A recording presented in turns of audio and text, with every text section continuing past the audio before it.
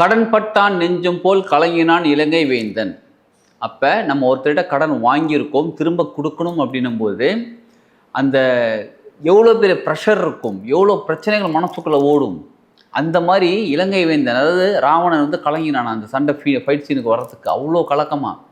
இப்போ நமக்கு அப்படி கலக்கமாக இருக்குன்னா நிறைய பேருக்கு அந்த மாதிரி கலக்கம் இருக்குது. நான் வாங்கிட்டேன், கடன் வாங்கிட்டேன், ஏதோ அவசரத்துக்கு வாங்கிட்டேன், நகையை வச்சு வாங்கிட்டேன், அதை வச்சு வாங்கிட்டேன், 3-4 தடவை நினச்சிக்குவாங்க, 3 தடவை மினிமம் நினச்சிக்குவாங்க. நினச்சிக்கிட்டு அந்த உப்பை அப்படியே இந்த துணி மேலே வச்சு அப்படியே லைட்டாக பரப்புங்க. திரும்ப அதே மாதிரி இன்னொரு கைப்பிடி உப்பு எடுங்க, கைப்பிடி எடுத்து உப்பு எடுத்து வச்சுக்கிட்டு அதே மாதிரி நீங்கள் ப்ரே பண்ணுங்கள். ஏற்கனவே என்ன ப்ரே பண்ணுங்க அதே ப்ரே பண்ணுங்கள். ப்ரே பண்ணிட்டு மறுபடியும் அந்த துணி மேலே பரப்புங்க. மறுபடியும் 3ஆவது தடவை அது உப்பு எடுத்து வச்சுட்டு 3 தடவை. ஓகே, ஏன் நீங்கள் சொல்கிறது புரிஞ்சிருச்சு. நான் இனிமேல் வந்து உதவி செய்ய, எனக்கு யார் உதவி செஞ்சாலும் அவங்களுக்கே நான் உதவி செய்கிறேன். இப்போ என்ன பண்ணுறது? அடுத்தது, உதவி செய்கிறதுக்கு வருமானத்தை நீங்கள் அதிகப்படுத்த வேண்டும். இப்போ நீங்கள் என்ன சம்பாரிச்சிக்கிட்டு இருக்கீங்களோ, இப்போ உங்களுக்கு என்ன வருமானம் லாபம் வந்துக்கிட்டு இருக்கோ, அந்த லாபம் வச்சு திரும்ப அவங்களுக்கு திரும்ப அந்த மாதம் மாதம் கொடுக்கறதாக, இஎம்ஐயாக இருக்கட்டும், இல்லைம்மா ஒரே தடவை கொடுக்கறதாக இருக்கட்டும், இல்லை வட்டி கட்டுறதா இருக்கட்டும், எதுவாக இருந்தாலும். உதாரணத்துக்கு நீங்கள் ஒருத்தர்கிட்ட 5 லட்ச ரூபா வாங்கியிருக்கீங்க, உங்களுக்கு உதவி செஞ்சுருக்காங்க, அவங்களுக்கு 3 லட்ச ரூபா திருப்பி கொடுத்துட்டீங்க, இன்னும் 2 லட்ச ரூபா கொடுக்க வேண்டியது இருந்தால் அந்த 2 லட்சத்தை மட்டும்தான் எழுதணும். இப்போ நீங்கள் ஹவுசிங் லோன் வாங்கியிருக்கீங்க, 20 வருஷம் லோன் வாங்கியிருக்கீங்க, 10 வருஷம் முடிஞ்சு போச்சு, எடுத்து பாருங்க. வாழ்க வளமுடன். Healing hands education healing centre தங்கள் அன்புடன் வரவேற்கிறது. கடன்பட்டான் நெஞ்சம் போல் கலங்கினான் இலங்கை வேந்தன். அப்போ நம்ம ஒருத்தர்கிட்ட கடன் வாங்கியிருக்கோம், திரும்ப கொடுக்கணும் அப்படின்னும் போது அந்த எவ்வளோ பெரிய ப்ரெஷர் இருக்கும், எவ்வளோ பிரச்சனைகள் மனசுக்குள்ளே ஓடும். அந்த மாதிரி இலங்கை வேந்தன், அதாவது ராவணன் வந்து கலங்கினான் அந்த சண்டை ஃபைட் சீனுக்கு வர்றதுக்கு அவ்வளோ கலக்கமாக. இப்போ நமக்கு அப்படி கலக்கமாக இருக்குன்னா நிறைய பேருக்கு அந்த மாதிரி கலக்கம் இருக்குது. நான் வாங்கிட்டேன், கடன் வாங்கிட்டேன், ஏதோ அவசரத்துக்கு வாங்கிட்டேன், நகையை வச்சு வாங்கிட்டேன், அதை வச்சு வாங்கிட்டேன், ஹவுசிங் லோன் வாங்கிட்டேன், கார் லோன் வாங்கிட்டேன், எதுவாக இருந்தாலும் சரி நம்ம திரும்ப கட்டி ஆகணும், வட்டியோடு சேர்த்து வேற கட்டி ஆகணும். அப்போ நமக்குள்ள எவ்வளோ ப்ரெஷர் இருக்கும், என்ன மாதிரியான மனநிலை இருக்கும். இந்த மனநிலையில் இருக்கும்போது நம்மளால் அடுத்ததாக புதுசாக ஒரு முயற்சி செய்கிறதுக்கோ, புதுசாக ஒரு சிந்தனை செய்கிறதுக்கோ, வேறு ஏதாவது ஒரு நல்ல விஷயம் ஆரம்பிக்கிறதுக்கும் நம்மளால் முடியுமான்னு கேட்டால் பெருசாக அந்த மாதிரி முடியாது. அப்போ என்ன தாங்க பண்ணுறது? முதல்ல கடன் அடைச்சாகணும். அதை தாங்க நானும் ட்ரை பண்ணிகிட்டு இருக்கேன். கடன் அடைக்கிறதுக்கு எவ்வளோ ட்ரை பண்ணிகிட்டு இருக்கேங்க, இன்னமும் பெருசாக கடன் அடைய முடியல, கடன் அடைய மாட்டேங்குது. என்ன தான் பண்ணுறது? முதல்ல உங்கள் மனசில் இருந்து கடன் கடன் கடன்ற பிரச்சனையை தூக்கி எடுத்து போடுங்க. கடன் பிரச்சனை கிடையாது, நல்லா யோசிச்சுக்கோங்க. கடன்கிறது நம்ம சம்பாதிக்கிறதுக்கு முன்னாடியே நம்ம ஒருத்தவங்க கிட்ட இருந்து வாங்கி செலவு பண்ணியிருக்கோம். அதாவது நமக்கு அந்த நேரத்தில் ஒரு அர்ஜென்ட்டாக தேவைப்படுகிறது, மற்றவங்க நமக்கு உதவி செஞ்சுருக்காங்க, அந்த உதவிக்கு நம்ம திரும்ப உதவி செய்ய வேண்டும். இந்த உதவிக்கு நம்ம திரும்ப செய்கிறோம் பாருங்கள் உதவி, இதுக்கு இன்னும் கொஞ்சம் இன்ட்ரெஸ்ட் போட்டு கொடுக்க போகிறோம். அப்போ நமக்கு தேவையான நேரத்தில் பணம் கொடுத்து உதவுனாங்க பாருங்கள், அவங்களுக்கு நன்றி சொல்லுங்கள், நன்றி உணர்வோடு இருங்க. அந்த நன்றி உணர்வோட திரும்ப நீங்கள் அவங்களுக்கு பணம் கொடுக்கணும்னு நினைங்க. இப்போ இது கடன் கிடையாது, உதவி. நீங்கள் செய்ய போகிறது இன்னொருத்தங்களுக்கு உதவி. நான் பேங்க்லலாம் கடன் வாங்கியிருக்கேன், நான் நகையை வச்சு நான் கடன் வாங்கியிருக்கேன், இது கடன் கிடையாது. நீங்கள் வீடு கட்டுறதுக்கு, வீடு வாங்குறதுக்கு உங்களுக்கு ஒரு பேங்க் உதவி செஞ்சுருக்காங்க. இப்போ நகையை வச்சு இன்னொரு யாரோ ஒருத்தர் உங்களுக்கு பணம் கொடுத்து நீங்கள் என்ன விஷயம் செய்யணும்னு நினச்சிங்களோ அதற்கு உதவி செஞ்சுருக்காங்க. நீங்கள் படிக்கிறதுக்காக லோன் வாங்கியிருக்கேன், எஜுகேஷன் லோன் வாங்கியிருக்கேன், அவங்க பேங்க்கு நீங்கள் படிக்கிறதுக்காக ஒரு உதவி செஞ்சுருக்காங்க. இது உதவியாக நீங்கள் நினைக்க ஆரம்பிச்சிங்க அப்படின்னா திரும்ப அவங்களுக்கு நீங்கள் உதவி செய்யணும்னு நினைப்பீங்க. அது வட்டியோடு சேர்த்து திரும்ப நீங்கள் உதவி செய்யணும். இந்த மனப்பான்மை முதல்ல கொண்டு வாங்க உள்ளுக்குள்ளே. உங்கள் மனசுக்குள்ளே எனக்கு வந்து ஒருத்தர் ஹெல்ப் பண்ணியிருக்காருப்பா, நான் அவருக்கு திரும்ப ஹெல்ப் பண்ணணும். இப்போ நம்ம கல்யாணத்துக்கு போகிறோம், ஏதாவது ஃபங்க்ஷனுக்கு போகிறோம்னு வச்சுக்கோங்களேன், அங்கே வச்சு அது என்ன மொய் எழுதுவாங்க பார்த்தீங்களா, அந்த மொய் எழுத நம்ம தனியாக நோட் போட்டு வச்சுருப்போம். இவங்க வந்து 1000 ரூபா கொடுத்துருக்காங்க, இவங்க 5000 ரூபா கொடுத்துருக்காங்க, இவங்க 10,000 ரூபா கொடுத்துருக்காங்க, திரும்ப இவங்களுக்கு கொடுக்கணும் அப்படின்னு மொய் எழுதுகிறோம் பாருங்கள். ஏன்னா அவங்க நமக்கு செஞ்சுருக்காங்க, நம்ம திரும்ப நல்லது செய்யணும். அதே மாதிரி தான் இதுவும். அந்த மாதிரி நீங்கள் நினைக்க ஆரம்பிச்சிங்கன்னா இது கடன் பிரச்சனையாக இருக்காது, நீங்கள் உதவி செய்ய வேண்டியதாக இருக்கும். ஸோ கடன் பிரச்சனைன்ற வார்த்தையை விட்டுடுங்க, கடன்ற வார்த்தையை எடுத்துட்டு எனக்கு உதவி செஞ்சாங்க அவங்களுக்கு. ஏன்னா இது ரொம்ப திரும்ப ஏன் சொல்கிறேன்னா, மனநிலையில் முதல்ல மாற்றம் ஏற்படுத்த வேண்டும். மனநிலையில் மாற்றத்தை ஏற்படுத்தினால் மட்டும்தான் நம்ம வாழ்க்கையில் ஃபிசிக்கலாக அங்கே மாற்றம் ஏற்படும். அதனால் நீங்கள் இன்னொருத்தவங்களுக்கு ஹெல்ப் பண்ணுங்கள். யார் உங்களுக்கு ஹெல்ப் பண்ணவங்களுக்கு நீங்கள் ஹெல்ப் பண்ணுங்கள். சரி, ஓகே, நீங்கள் சொல்கிறது புரிஞ்சிருச்சு. நான் இனிமேல் வந்து உதவி செய்ய, எனக்கு யார் உதவி செஞ்சாலும் அவங்களுக்கே நான் உதவி செய்கிறேன். இப்போ என்ன பண்ணுறது? அடுத்தது, உதவி செய்கிறதுக்கு வருமானத்தை நீங்கள் அதிகப்படுத்த வேண்டும்.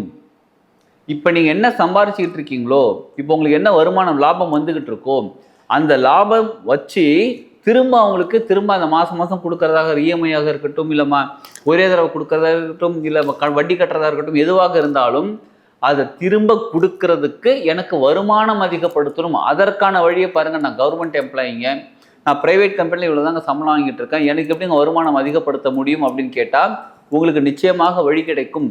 கவர்மெண்ட்டில் ஒர்க் பண்ணுறவங்க எப்படிங்க இன்னொரு பிஸ்னஸ் பண்ணக்கூடாது, வேறு விஷயம் பண்ணக்கூடாது, எப்படிங்க பண்ணுறதுனா நீங்கள் பண்ண மாட்டீங்க, உங்கள் வீட்டில் இருக்கிறவங்க, இப்போ நீங்கள் வந்து உங்கள் ஹஸ்பண்டோ யார் உங்கள் ஒய்ஃபோ உங்கள் பசங்களோ யாராவது ஒருத்தருக்கு வேலை கிடைக்கும், இன்னொரு சோர்ஸ் ஆஃப் இன்கம் உங்களுக்குள்ள வீட்டுக்குள்ளே வந்து சேரும்.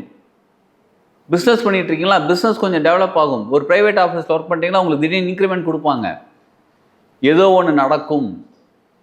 எப்போ இன்னொருத்தங்க எனக்கு உதவி செஞ்சவங்களுக்கு நான் திரும்ப உதவி செய்யணும் அப்படின்னு நீங்கள் நினைக்கும் போது உங்களுக்கு தானாக கிரியேட் ஆகும்.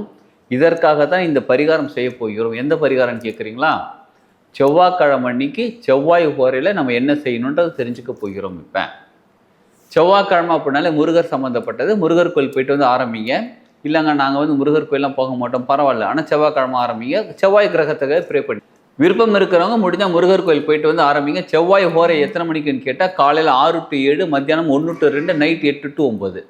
அப்போ இந்த நேரத்தில் என்ன பண்ணணும்னு கேட்குறீங்களா? மகாலட்சுமி அம்மன் ஃபோட்டோ இருக்குது பார்த்தீங்களா? மகாலட்சுமி அம்மன் ஃபோட்டோ வாங்கி வச்சுக்கோங்க. ஒரு விளக்கு எடுத்து வச்சுக்கோங்க. 5 முக விளக்காக இருந்தால் ரொம்ப நல்லது. சின்னதாக இருந்தாலும் பரவாயில்ல.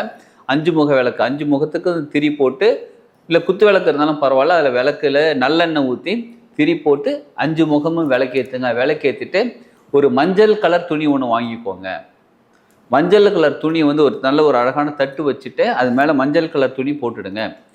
உப்பு எடுக்கணும். உப்பு வந்து வீட்டில் சமைக்கிறதுக்காக நம்ம வச்சுருக்கிற கல் உப்பு எடுக்கக்கூடாது. கல் உப்பு வந்து புதுசாக இதுக்காக கடையில் வாங்கிட்டு வந்துருக்கணும். எப்போ செவ்வாய்க்கிழமை செய்யணும், திங்கக்கிழமை நீங்கள் வாங்கிட்டு வந்துடுங்க. திங்கக்கிழமை நல்ல ஒரு கல் உப்பு வாங்கிக்கிட்டு வந்து சாமிக்கு முன்னாடி உக்காந்து கல் உப்பை கையில் கொஞ்சம் எடுக்கணும். கையில் எடுத்து மனசுக்கிட்ட வச்சுக்கோங்க, அதாவது நெஞ்சுக்கிட்ட வச்சுக்கோங்க, ஹார்ட் பக்கத்தில் வச்சுக்கோங்க. வச்சுக்கிட்டு மனசார ப்ரே பண்ணுங்கள். என்ன ப்ரே பண்ணுங்கள்? எனக்கு தேவையான நேரத்தில் யார் எனக்கு உதவி செஞ்சாங்களோ அவங்களுக்கு நான் திரும்ப உதவி செய்யணும். அது பேங்காக இருக்கட்டும், இஎம்ஐயாக இருக்கட்டும், எது வேணாலும் இருக்கட்டும், அவங்களுக்கு நான் திரும்ப அந்த மாதம் இவ்வளோ அமௌண்ட் கொடுக்க வேண்டியது கொடுக்கணும். கொடுக்கறதுக்கான வருமானம் எனக்கு கொடுத்து, அந்த கொடுக்கறதுக்கான மனநிலையும் எனக்கு கொடுத்து, அவங்களுக்கு மாதம் இல்லை எப்படி நீங்கள் அந்த திரும்பி கொடுக்கணுமோ அதை நாங்கள் கொடுக்கணும்னு சொல்லி மனசார ப்ரே பண்ணிக்கோங்க. அட்லீஸ்ட் ஒரு 3-4 தடவை நினச்சிக்கோங்க. 3 தடவை மினிமம் நினச்சிக்கோங்க. நினச்சிக்கிட்டு அந்த உப்பை அப்படியே இந்த துணி மேலே வச்சு அப்படியே லைட்டாக பரப்புங்க. திரும்ப அதே மாதிரி இன்னொரு கைப்பிடி உப்பு எடுங்க. கைப்பிடி எடுத்து உப்பு எடுத்து வச்சுக்கிட்டு அதே மாதிரி நீங்கள் ப்ரே பண்ணுங்கள். ஏற்கனவே என்ன ப்ரே பண்ணுங்க அதே ப்ரே பண்ணுங்கள். ப்ரே பண்ணிட்டு மறுபடியும் அந்த துணி மேலே பரப்புங்க. மறுபடியும் 3ஆவது தடவை அது உப்பு எடுத்து வச்சுட்டு 3 தடவை மொத்தமாக பரப்பிட்டிப்பீங்களா? இப்போ அந்த உப்பு இருக்குங்களா? இப்போ என்ன தேவை தெரியுங்களா? விரலி மஞ்சள் தேவை. உப்பு, விரலி மஞ்சள் திங்கக்கிழமை மணிக்கு வாங்கி வச்சுருங்க. விரலி மஞ்சள் எடுத்துட்டு நீங்கள் இப்போ எவ்வளோ அமௌண்ட் அவங்களுக்கு திருப்பி கொடுக்க வேண்டியது இருக்கோ, உதாரணத்துக்கு நீங்கள் ஒருத்தர்கிட்ட 5 லட்ச ரூபா வாங்கியிருக்கீங்க, உங்களுக்கு உதவி செஞ்சுருக்காங்க, அவங்களுக்கு 3 லட்ச ரூபா திருப்பி கொடுத்துட்டீங்க, இன்னும் 2 லட்ச ரூபா கொடுக்க வேண்டியது இருந்தால் அந்த 2 லட்சத்தை மட்டும்தான் எழுதணும். இப்போ நீங்கள் ஹவுசிங் லோன் வாங்கியிருக்கீங்க, 20 வருஷம் லோன் வாங்கியிருக்கீங்க, 10 வருஷம் முடிஞ்சு போச்சு, எடுத்து பாருங்கள், அந்த அக்கௌண்ட்ஸ் எடுத்து பாருங்கள், இப்போ பேலன்ஸ் எவ்வளோ அமௌண்ட் இருக்குன்னு எடுத்து பாருங்கள். அந்த அமௌண்ட்டு மட்டும் தான் எழுதணும். நீங்கள் 50 லட்ச ரூபா ஹவுசிங் லோன் வாங்கியிருப்பீங்க, ஒரு 10 வருஷம் முடிஞ்சிருச்சு, ஒரு 10 லட்சம் கம்மியாக இருக்கும் சரிங்களா? மீதி 40 லட்சம் இருக்கும். இப்போ நீங்கள் திரும்ப கொடுக்க வேண்டிய அமௌண்ட் வந்து 40 லட்ச ரூபா. அந்த விரலி மஞ்சளை வச்சு 40 லட்ச ரூபா, அதாவது நீங்கள் வட்டிங்கிறது வேற சரிங்களா? நீங்கள் ஆக்சுவலாக கொடுக்க வேண்டிய அசல் இவ்வளோ. அப்போ நான் 40 லட்ச ரூபா கொடுக்கணும் அப்படின்னு அந்த அமௌண்ட்டு மட்டும் எழுதுனுங்க.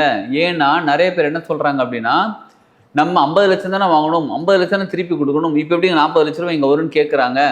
அவங்க ஏற்கனவே கட்டின அமௌண்ட்டை மறந்துடுறாங்க. அதனால நீங்கள் என்ன அமௌண்ட் இப்போ உங்களுக்கு நீங்கள் திருப்பி கொடுக்க வேண்டிய அமௌண்ட் இருக்கோ அந்த அமௌண்ட்டு எழுதுங்க. சில சமயங்களில் இந்த ஆன்லைனில் பார்க்கும்போது நமக்கு வட்டியோடு சேர்த்து இப்போ 40 லட்ச ரூபா கட்டணும் ப்ளஸ் 10 லட்ச ரூபா வட்டி 50 லட்ச ரூபா கட்டணும்னு இருக்குன்னா நீங்கள் வட்டியோட 50 லட்ச ரூபா கட்டணும், அந்த 50 லட்ச ரூபா எழுதிக்கோங்க. உங்களுக்கு எவ்வளோ அமௌண்ட் இன்ட்ரெஸ்ட்னு தெரியாது, வட்டின்னு தெரியாதுன்னா நீங்கள் கொடுக்க வேண்டிய அசல் அமௌண்ட் எவ்வளோன்றது மட்டும் எழுதிக்கோங்க. அது எழுதிடுங்க. எப்போ? காலையில் செவ்வாய்க்கிழமை அன்னைக்கு காலையில் செய்கிறது ரொம்ப சிறப்பு. செவ்வாய் வரையில் முடியலன்னா மத்தியானம் பரவாயில்ல, இல்லை காலையில் செய்கிறது ரொம்ப சிறப்பு.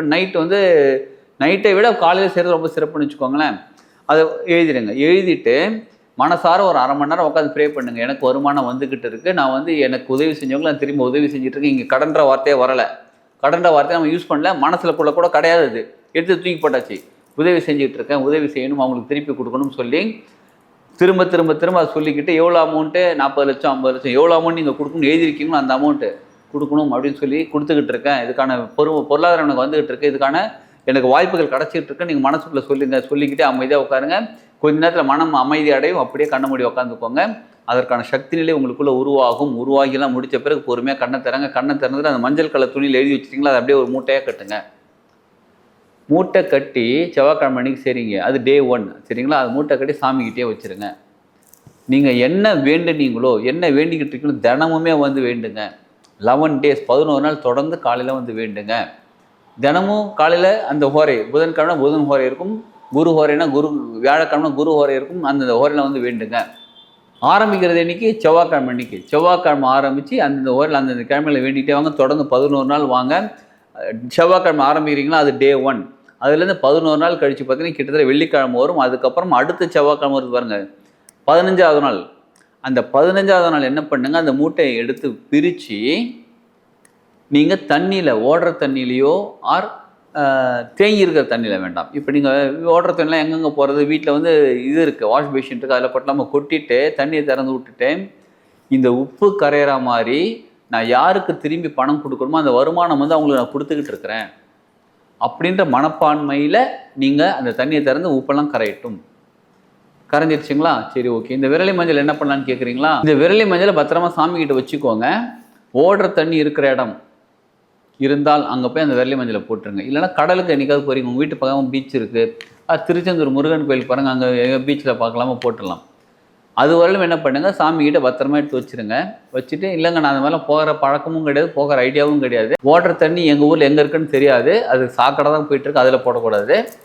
ஸோ வேறு என்ன பண்ணலாம் அப்படின்னா, யாரும் கால்படாத இடமா பார்த்து கொஞ்சம் சின்னதாக பள்ளம் தோண்டி, மரம்லாம் இருக்குது பாருங்கள், மரத்தில் அதில் நோண்டி வச்சிடலாம். பெஸ்ட்டு தண்ணி ஓடுற தண்ணியில் விடுறது நல்லது. ஏன் ஓடுற தண்ணி கடலில் விடுறது நல்லதுன்னா, அந்த எனர்ஜி இருக்குது பாருங்கள், அதாவது நான் வந்து வாங்கின பணம் திருப்பி கொடுக்கணும்னு நம்ம நினைக்கிறோம் பாருங்கள், திருப்பி கொடுக்கறதுக்கான சக்தி அது கொஞ்சம் கிடைக்கும். சரிங்களா, இதை செய்யுங்க. இது செஞ்சால் நிச்சயமாக ஃபஸ்ட்டு நம்ம மனநிலையை மாற்றுறோம். கடன்றது வார்த்தையை எடுத்துட்டு எனக்கு உதவி செஞ்சவங்களுக்கு திரும்ப நான் கொடுக்கணும், திரும்ப நான் உதவி செய்யணுன்ற மனப்பான்களை வந்துடுறோம். இந்த மனப்பாங்களை எடுத்துட்டு இந்த செயல்கள் செய்யுங்க, இந்த பரிகாரம் செய்யுங்க. நிச்சயமாக உங்களுக்கு எவ்வளோ பணம் இருந்தாலும், எவ்வளோ திருப்பி கொடுக்க வேண்டிய பணம் இருந்தாலும், எத்தனை பேர் கொடுக்க வேண்டிய பணம் இருந்தாலும் கொடுக்கறதுக்கான வருமானம் நிச்சயமாக கிடைக்கும். கிடைச்சி உங்களுடைய மனசோ அதை ஒத்துக்கும், எப்பா நான் சம்பாதிச்சிருக்கேன், எனக்கு கொடுக்க வேண்டியது இருக்குது, நான் கொடுத்துட்றேன்னு சொல்லி கொடுத்துருவீங்க. நிச்சயமாக இந்த பதிவுக்காக சொல்கிறேன், நிச்சயமாக உங்கள் கடன் அடையும். சரி, கடன் வார்த்தை சொல்ல வேணாம்னு சொல்லிட்டோமா, அதனால் இப்போ என்ன சொல்கிறோம், நிச்சயமாக நீங்கள் திருப்பி செய்ய வேண்டியது யாருக்கு கொடுக்கணுமோ அந்த அமௌண்ட் கொடுத்துருவீங்க.